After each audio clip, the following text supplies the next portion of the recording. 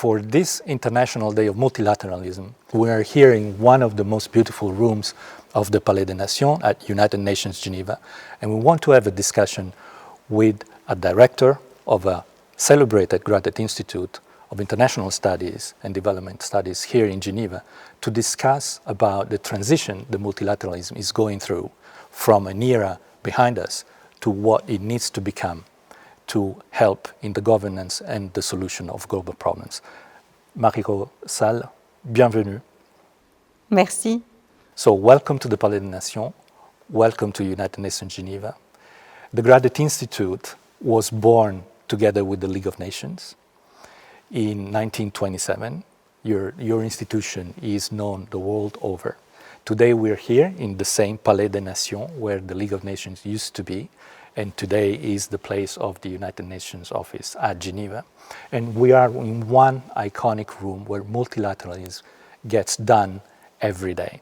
So my first question to you is, where are we at with multilateralism? Is it true that multilateralism has run its course and needs to be reshaped and revamped? And I'm asking this to the researcher who studied a lot about globalization and governance. Thank you, Francesco. Well, multilateralism is both at an end and at a beginning, I would say. An end because indeed probably we've reached the end of a period where we had for many years now a clear hegemony shaping that multilateralism. We know that this is being transformed right now. We are witnessing the transformation of the geopolitical balance of the world. So whether multilateralism is going to die of this, I hope not, because we've never needed multilateralism as much as we do today, because we know we are facing so many problems, so many challenges that are all global. The climate challenge, the environmental challenge more broadly, but also we see the pandemic, this one and maybe future ones, but also probably the social challenge that will be one of the big major issues following the current pandemic. So indeed we will need, for maybe even more than before, multilateralism, but we need certainly to reinvent, more than to reboot it, but reinvent it with very creative minds to adapt it to those challenges and to the new geopolitics of the world. And this is what I would like to discuss with you today. But before we get there, what is the space that you think younger generations should be given in this process of redesigning, revisiting multilateralism? For me, the young generation should be at the heart of this process. It's very clear, for at least two reasons. One, it's because it's their future, much more than yours or mine, and the generation of our generation. So definitely they should be at the heart of the redefinition of the world of tomorrow, the world they want to see happen, the world they want to live in. And the other reason why is that they are maybe better able than we are to look at the world with different eyes, different perspective. They're still in the process where they can be very creative, they can think out of the box. At least we can help them where we are in the Graduate Institute and in other higher education institutions to take the liberty, to have the freedom to do that and to indeed come up with creative solutions, not the solutions of yesterday to the problems of tomorrow, but really solutions of tomorrow to the problems of today. And this is indeed something that we hear a lot, also here in the United Nations, this looking at new problems, especially the size of the new problems, who are all basically global in nature. And so there is this sense of a transition between a multilateralism that basically oversaw mainly the articulation of national interests and competition for resources and dictating, a certain way of achieving economic growth, and a new emerging multilateralism that we can sort of imagine, but is not yet here, that is more leaning into global problem solving first. And when you talk about the role of the youth, I totally agree with you.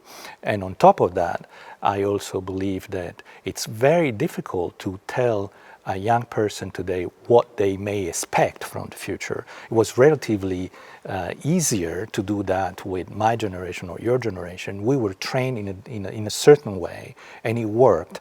But today you have a huge responsibility. You train and you host all these researchers, and at the same time we are unsure of the future that is awaiting them. So on this one issue of the role of academic institutions in this transition from one multilateralism to another, I would like to hear your opinion. What is that academic institutions can do differently today with respect to what they've been doing for the past, let's say, 60, 70 years? You touched on the key issue. One of the key issues is indeed uncertainty. The fact that we are going to live for quite some time, I predict, in a situation of radical uncertainty. Not risk management, but really radical uncertainty. And this is very different from the way in which we've been trained, you and me, or even generations a bit younger than us. We had been trained in the sense that we could measure risk and we could more or less plan the future, on the basis of this measurement of risk. I think that the competences that our students will need to develop, and that's quite new, are going to be competences of capacity to really react and function and make decisions in a radical uncertainty situation and context, and for quite some time. The other big difference, and those are all transversal competences that need to be with them and will be with them for quite a number of years after they leave the school, but we need to help them develop those competences. The other competence they need to have is to think systemic. And here again, it's quite different from our own experience, where we tended to function in analytical terms and cut the reality into small pieces and look at the economy from the economics perspective, look at social problems from the sociological perspective, etc. Today, you have to develop the capacity to think systemically and to see the interplay, the interpenetrations. You look at the pandemic. The pandemic is, yes, it's a health issue, but we see it's also very much an economic issue. It's a social issue. It's a cultural issue. It's changing the way we are. It's even changing our psychology to some degree. So you could even argue that it's a psychological issue. So you have to help students think systemically, look at problems in their complexity, in their interdependencies and interplays. And this is, I think, a really different competence from the one we had and we were given by our schooling and our education. So I think that's where institutions like ours have a huge role to play, is to develop those kinds of learning to learn, in a sense, techniques rather than imparting knowledge. Obviously, we still have to impart knowledge and more kind of professional competencies. This is very important, but those transversal capacity to rethink constantly for yourself, on your feet, as you go along in your life, in your professional decision-making, in your personal decision-making, those are things that we need to help our students develop. This is very interesting, and just to add on that, how do you see the students responding to this? Because it's quite a radical difference from even a student that, let's say, would have taken his or her bachelor a couple of years ago and find herself, in front of you with this kind of outlook into the future. We're going to train you in soft skills, transversal skills, and you need to think out of the box, etc. What is the response they give you? Well, on the one hand, students are driving that process in the sense they are coming to us and they are telling us the world has changed. And for example, on issues like sustainability, on issues like environmental transformation and its impact on everything, they are the first ones to come and tell us, we cannot have solutions that were developed for a world of yesterday. Those are things that we need to put at the heart of what you're teaching us, of at the heart of our training. On the other hand, the development of the types of competencies, soft competencies, transversal competencies that I'm talking about is a bit disturbing, obviously, because it is disturbing to all of us to move into this world where uncertainty and complexity are the two dimensions that we have to accept in our everyday and day-to-day life. And we know that this is actually generating a lot of stress, a lot of psychological issues across populations in general, but also across our students. So I think it's a mix of helping them understand, first, that this is going to be a reality for quite some time, and second, that this is something indeed that they can turn into an opportunity if they manage to, in fact, develop the mechanisms that allow them to function in that context, and they will be actually adapted to the world that they will be entering into. So, but it's stressful. I think it's stressful for all of us. It's also stressful for faculty, obviously, because it's it's a big change from what we've been doing for all those years. We were saying before that the Institute was born in 1927 together with the League of Nations, and actually they had something in common because there was private money that funded the birth of the Institute, and that same private funder then is the one that founded the library, the building of the library and the endowment fund of the Library of the League of Nations, which is today the Library of the United Nations in Geneva, that I have the honor to direct and lead. Now, when we look at the Graduate Institute today, almost 100 years old, and you are the first woman director, and I think that has to be celebrated and heavily imitated across the whole spectrum of multilateralism. And I'm saying that because multilateral studies or international relations studies were very much a female expertise in the 20s, and mostly across the first generation of researchers and studies from the 20s to the mid-30s. That was the case. And today we know from a lot of research that a lot of that fresh initial input has been erased by the hand of several men and layers of men that have come into leadership positions thereafter, have made a great job of archiving and making disappear these women, but a lot of young researchers are actually going into this archaeology of international relations, and they're bringing those women back into light, their heritage. And why I'm saying this is because I wanted to have your opinion on the role of women in shaping this new multilateralism. Now we know that there was a heavy role of women in shaping the first ideas of the philosophy of international relations. But going forward, it seems that there is agreement, there is consensus on the fact that this new type of leadership that we need, value-based, collaborative, transversal, based on soft skills that we need to reshape multilateralism, is typically a leadership trait that you find more often in women than in men. And so my question is, as the first director of the Graduate Institute in Geneva, how do you view the role of women in reshaping multilateralism? I have to say that I'm a bit of two minds on this, because on the one hand, obviously, I'm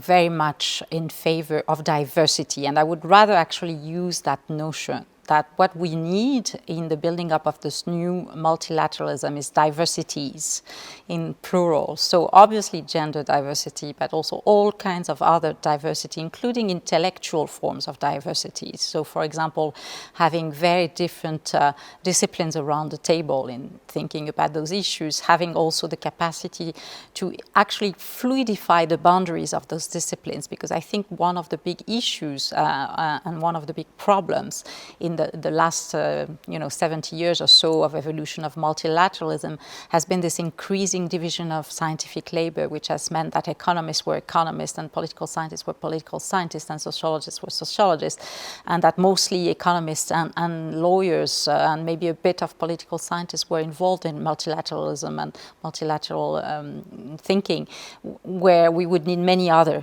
people and disciplines and ways of thinking around the table. So So I would like to enlarge the reflection on that to this notion of diversities in the plural, and I think this is should be the basis of the development of the new paradigm, in a sense, of multilateralism. On the other hand, I will get back to your point, and I will get back to this notion that there might be some form of gendered, in a sense, leadership. In principle, I'm very reluctant to accept this because I tend to have, an opinion that gender and it's the way it plays out in our society is very socially constructed, and so therefore I don't want to, in a sense, reify those differences. I don't want to say that women are more collaborative, more open, whatever. But I would agree with you that there's still a tendency for women to be more of the second type of leader. I've met a lot of amazing women in my own professional life, and their power came from the fact that they were not interested in power.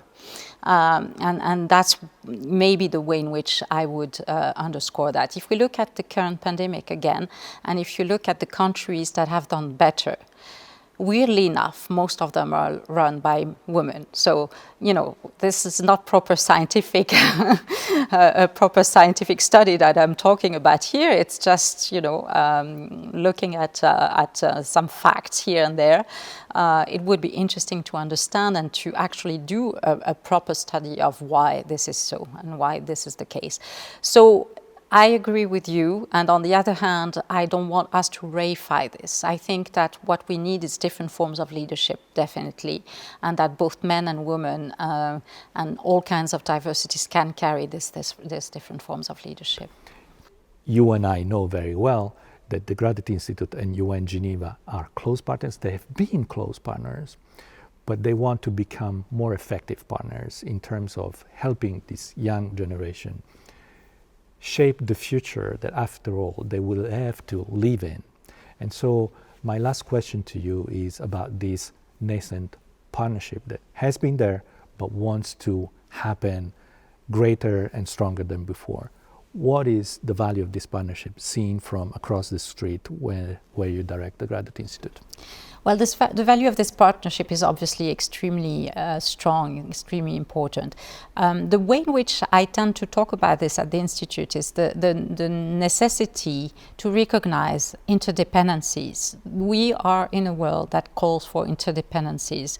The challenges we are facing are not challenges that all of us can deal with on our own and from our own perspective. We cannot solve them individually, we cannot solve them organization by organization, nation by nation. We are going to need, actually, and this is where we go back to the beginning of the conversation, multilateral interdependencies, the new forms of expression of this multilateral interdependencies.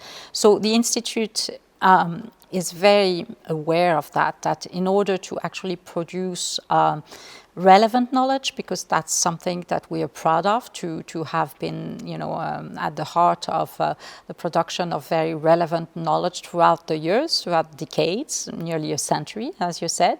So to keep producing relevant knowledge in the coming years and in the coming decades, we'll need even more to be entangled in those webs of interdependencies.